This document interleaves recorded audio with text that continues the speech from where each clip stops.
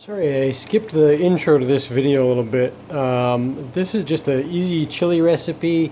That's a pretty good one. Got a lot of protein, nice and filling, but still pretty lean for you. I am going to alter it a little bit today, but I'll kind of walk you through it. What I do is I buy a pound of frozen ground turkey at, surprise, surprise, if you know me, Aldi. And then I just throw that in here. Okay, I just defrost it a little bit before I'm ready to go. One thing I like about the frozen ground turkey is, one, it's nice and lean. Two, you basically just works just as well as beef. Three, it's cheap. And because it's the way I can cook it here, if I forget to pull it out and thaw it, it actually works pretty nicely that you can put it in the pan and cook it on kind of some low heat and cover your pan. And as it kind of cooks through, if you're pretty good about quickly kind of separating it as it cooks, if you try to cook it like that, it's just going to be frozen in the middle and like burnt on the outside. So if you kind of scrape it down and like break it apart as it warms up, you can get it all broken up like this, and basically you can't tell the difference in the end. But, just make it easy for yourself and defrost it. Then what I did is I cut up one medium or large onion, depending on how much you like. Sometimes what I'll do is I'll go out and just buy the bag of frozen onions and peppers, like most grocery stores have it. Aldi does not have that usually, so unfortunately you have to go to a regular grocery store.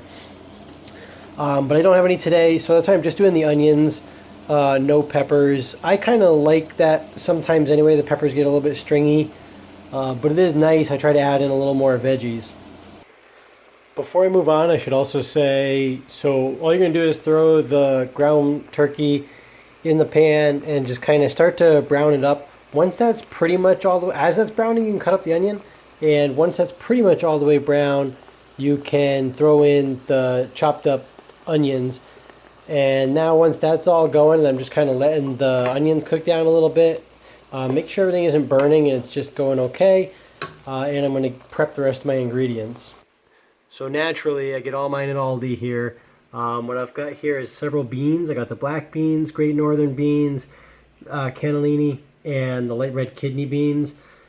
If I go to another grocery store like Price Chopper, sometimes I'll get a fifth can of beans, and I'll just get a light red kidney beans and a dark red kidney beans, just to give yourselves a really nice variety.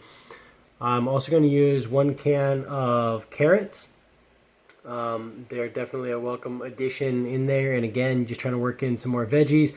And then I get a can of either Rotel, if I go to a regular grocery store, or this is what you're looking for right at Aldi, diced tomatoes with chilies, basically, just something to give it a little bit of something. Because I eat this with my daughter, I only do 1 can, so it's not too hot. Normally I would do 2 cans, but it can get just ever so slightly spicy. So that's what I'm going to open up those cans. What I'm going to do is I'm going to drain all of these, not the tomatoes. This you don't drain. I'm going to drain all of these except 2. So regardless of how many cans of beans I do, I keep 2 of them. And I'll just usually put the black beans right in, the kidney beans right in, and I'll drain these ones and then add those. And that can happen pretty much any time now once the onions have had a little bit of time to soften. So I'm just going to get these 2 open, pour them in, get these 3 open, drain them, pour them in, and then get this open and pour it right in. Okay, looks like my onions have got nice and soft, so I'm just going to start adding in some of the beans. Like I said, the red kidney beans, I'm just going to add them right in here. Black beans, same thing.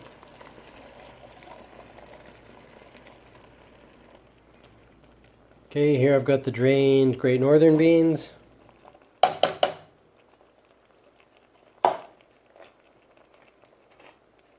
Cannellini. And carrots. Go ahead and give that a stir.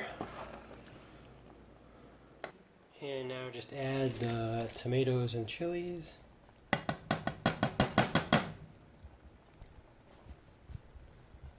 And one more nice stir. And there you have it. You're pretty much done. If the rest is really up to personal preference, there's probably going to be a lot of liquid still in your chili here. So personally, I like to boil out a little bit more of the liquid.